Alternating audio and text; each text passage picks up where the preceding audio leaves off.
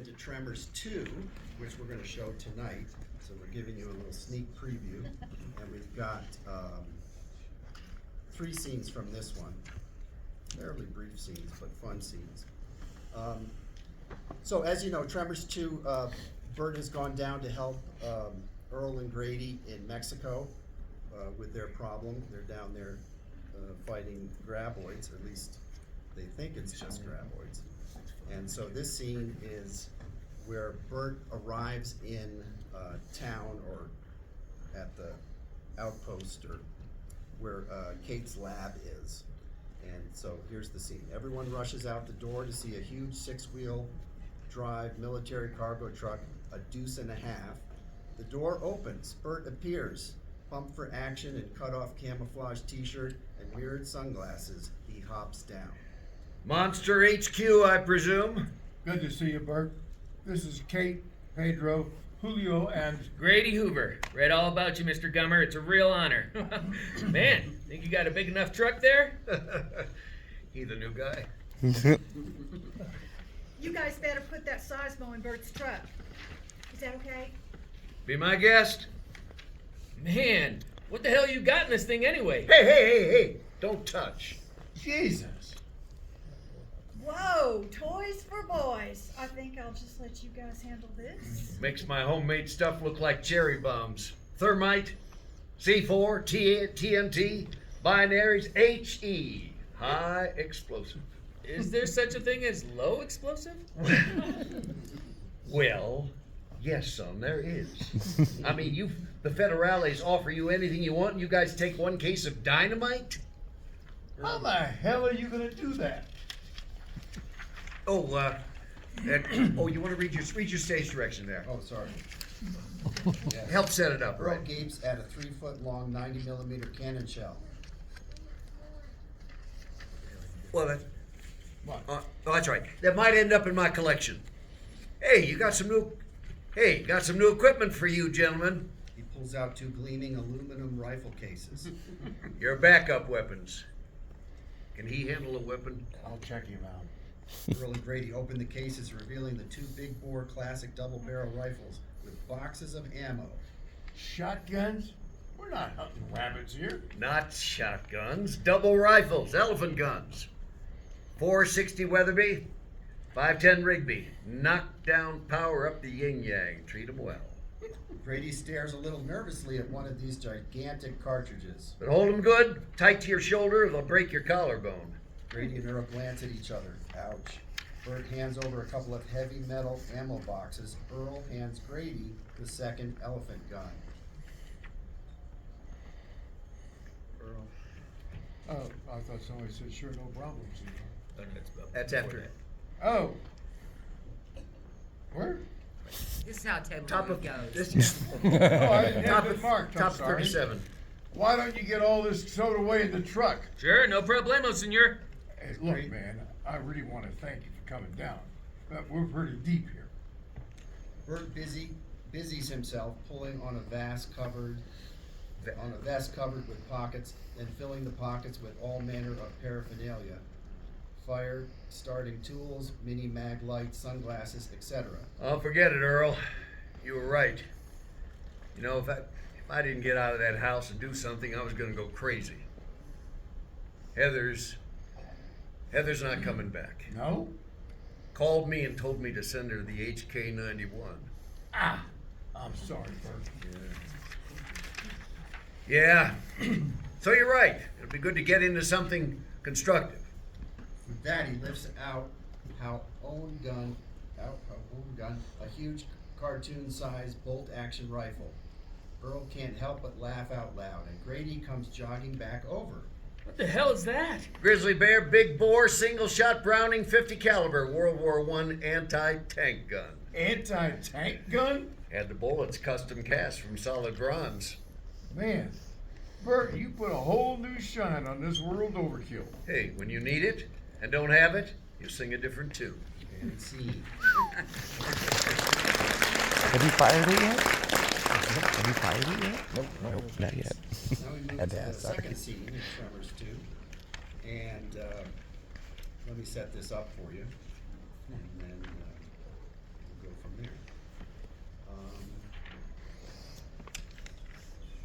We see Bert's truck in the distance, sitting quietly in the midst of a vast dry lake bed. Suddenly, clanking across in the foreground, comes a remote-controlled toy tank, heavily loaded with blobs of C4 explosive.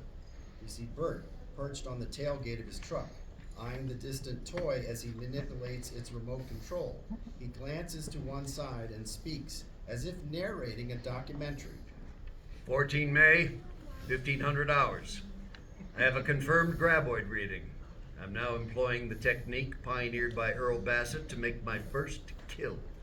We see Bert is talking to a top-of-the-line, high-8 video camera mounted on a tripod and trained on him. He reacts as we hear the off-screen rumble of snort of a graboid swallowing the toy tank. Bert drops the toy's remote and yanks his blast detonator from a Velcro patch on his vest. Target has taken the bait, preparing to fire. He slaps on an army helmet and he hits the switch. Kaboom! It's a huge blast, much bigger than we've seen up to now. The truck rocks with the shockwave. Bert is knocked on his tail, barely managing to catch his video camera as it topples over. Then a torrent of debris spatters down on him. He rises slowly, shaken. He rights the camera and re-aims it at himself. Memo. 4 pounds of C4 may be a little excessive. Earl drives while Grady monitors the seismo receiver. Their radio crackles.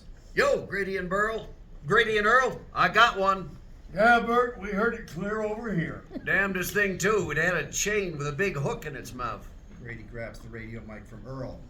Bert, you skunk. That one was ours. Oh yeah, son, I didn't see your name on it. Over and out. Why'd we invite him again? And scene.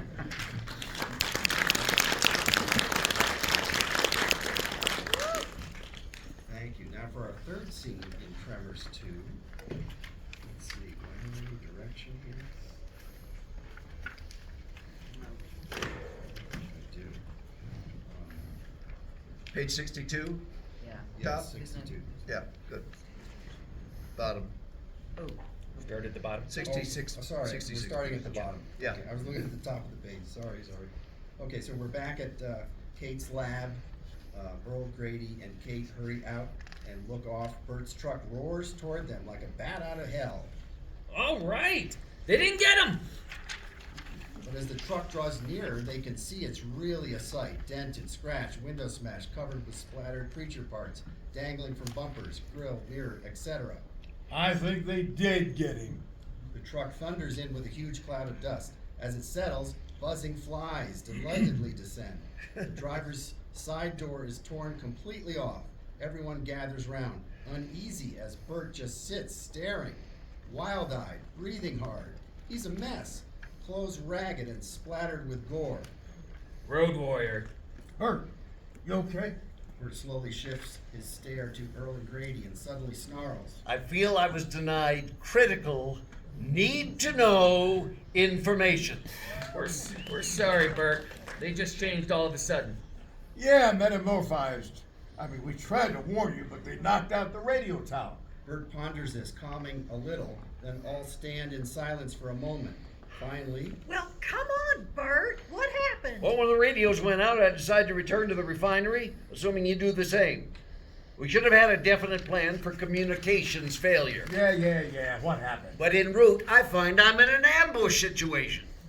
Must have been a couple dozen of these things. Well, I dropped the first wave with semi-auto fire, but they just kept coming. Sheer luck, most of them were in front of the truck. I just popped it in six-wheel and ran them down. Once it got on board, I handled with a combination of small arms fire and hand-to-hand techniques.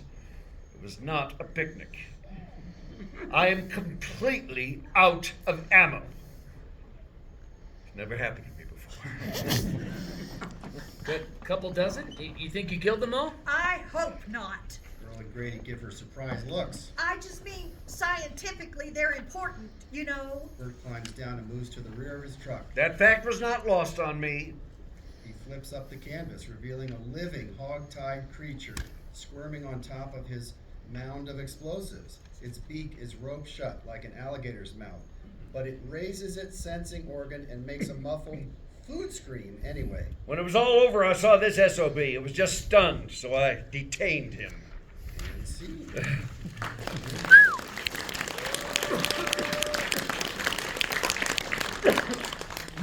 Now we're getting the hang of it.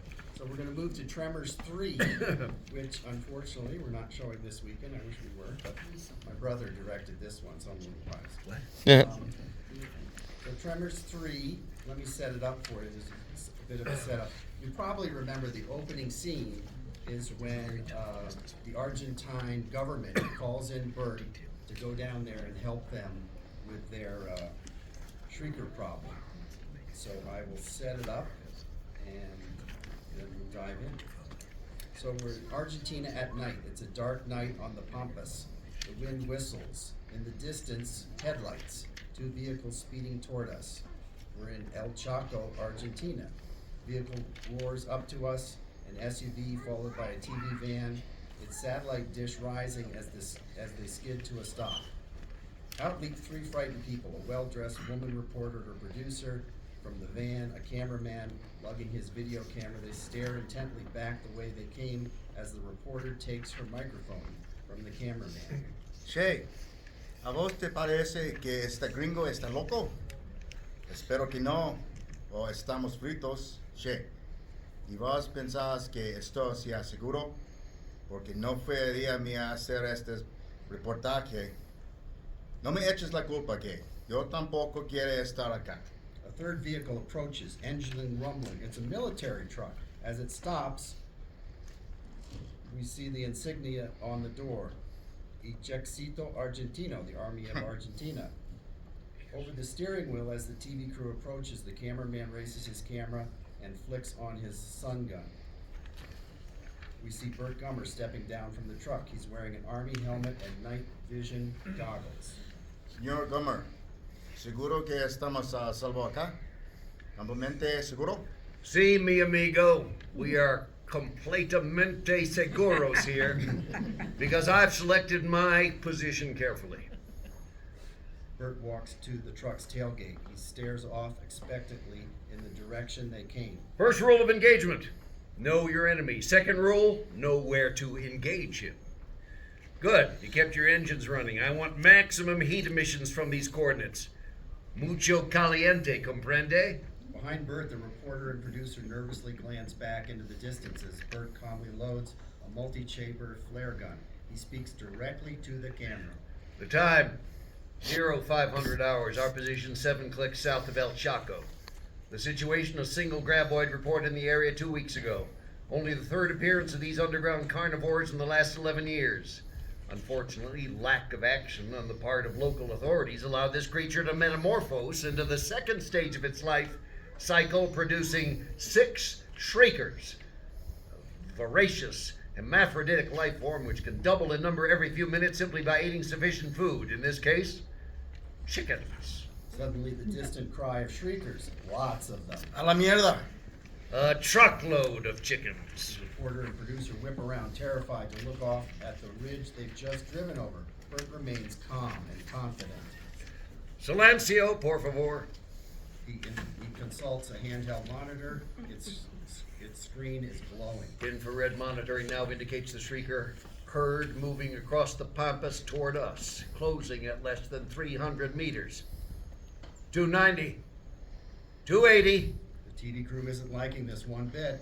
I've managed to lead the herd away from civilian population. My tactical approach has utilized various maneuvers demonstrated by Sitting Bull at Little Bighorn and Field Marshal Rommel during the North African campaign. The idea being to set up a proper kill zone. The TV crew keeps looking back over their shoulders as the shrieking gets louder. Bert fires the flare gun. The video cam tilts up to find the flares exploding in the sky, and on that we cut out of the video cam. The flares illuminate the landscape. A horde of shriekers charges over the ridge toward us. Bert still addresses the TV camera, despite the cameraman's repeated, terrified glances at the shriekers. I should take this opportunity to point out their 0 technical skills. Tactical? Tactical skills. Sorry, writer. Lacking eyes or ears, they can sense only heat and pursue it blindly. The shrieking grows even louder. The TV crew is ready to bolt. They're getting still closer. Señor, por favor, por lo que vos más quiera. No patience, mi amigo. But the producer and reporter can't stand it any longer. They scramble toward the van. Discúlpame, este hombre loco. The cameraman, realizing he's been abandoned, tucks his video cam under his arm and races after them. Reporter and producer running for the van ahead of the unseen cameraman.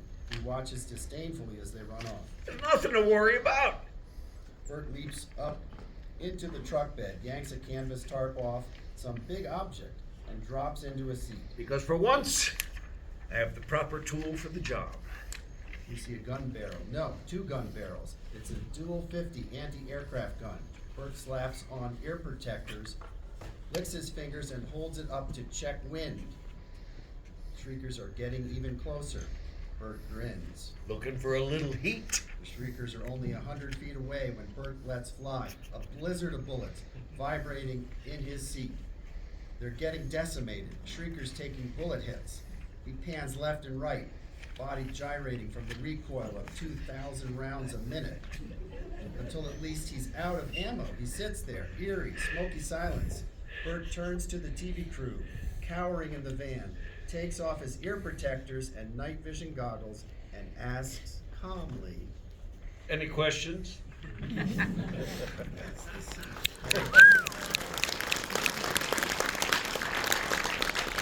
A lot of words there, What you looking for, bud? I left my phone on the table over there. Oh. I'm gonna go get it. No, you stay here. I'll go get it. Oh, excuse me. Ow. Would you, all right, just now for it is 5 minutes, second please and scene thank you? from Tremors TV. And this is when Bert returns to perfection. And he's coming back into town. He's heading toward Chang's Market to get supplies. And he meets up with Miguel. And as Bert comes into town, he gapes at the unwelcome addition, the sign for, what was it? Oh, Perfection Ranchettes from our friend Melvin. Miguel comes out of the store carrying a load of supplies to his own stake bed truck. Hey, Bert, welcome home. We saw you on CNN shooting that cannon thing. Yeah, dual 50 anti-aircraft weapon, actually. Good to see you, Miguel. What the hell is that? There's some real estate developers out of Reno. They want to subdivide the valley into parcels. That'll be a cold day in hell. Funny, that's what I told them. Hey, while you were gone, there was this whole conga line of cement trucks going up to your place. What do you think they're building up there? Well, I installed an underground graboid barrier, my own design. Like a big cement box, 2 foot thick, steel reinforced, completely surrounded my property, sides and bottom. Now I can sleep at night. Come on, Bert, it's been like, what, 11 years? No reason to lower your guard. As Bert gapes at this unwelcome addition, Miguel comes out of the store. Oh, I read that already, never mind. I got you covered. Yeah, We're take a into picture of Chang's us over Market there. now. And in the market is Jody Chang, who is Walter's niece. She's wielding a labeler, busy barcoding a slew of tacky graboid shrieker merchandise and junk food. She's a smart, attractive workaholic in her mid to late 20s. She finally spies Bert, grins. Bert, welcome home. You put in a barcode reader? Jody, they can use that to build a profile on all my purchases. She comes to know Bert well, and she's not going there as she crosses to the counter. Bert, welcome home.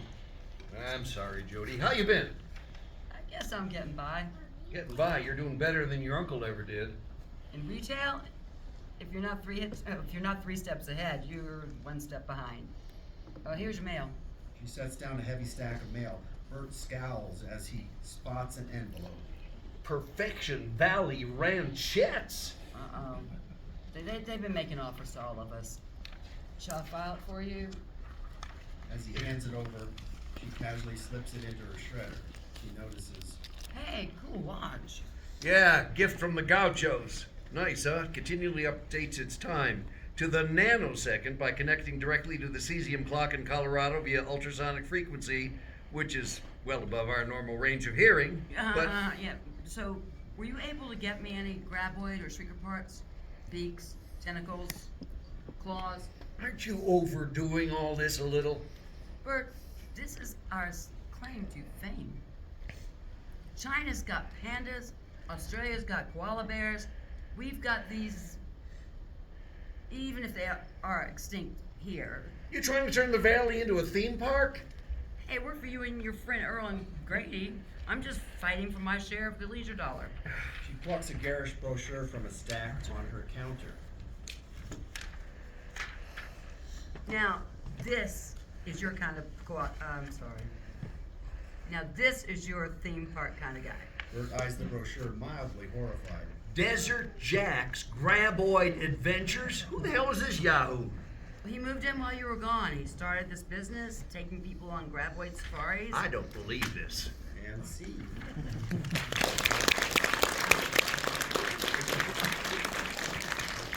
One more scene from Tremors 3, and then we'll do a little Q&A with the actors. So now we're still in Tremors 3.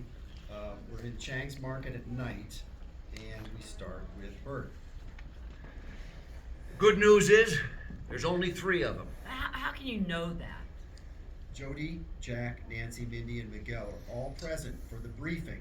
Bert impatiently points to his own laptop, again, showing the topo map view.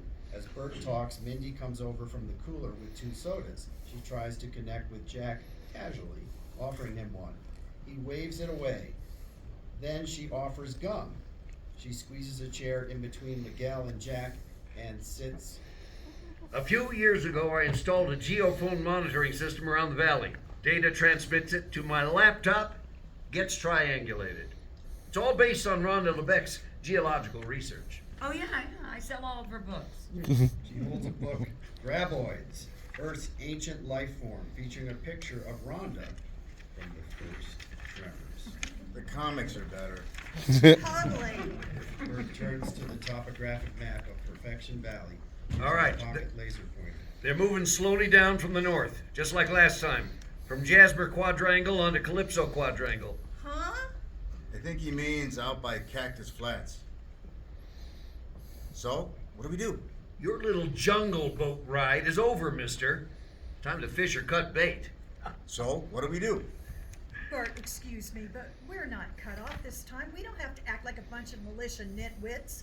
We can call for help. Nancy, since no one here has bothered to maintain or monitor their seismic equipment, we have no idea how long the graboids have been active, and therefore no idea where they may turn into shriekers.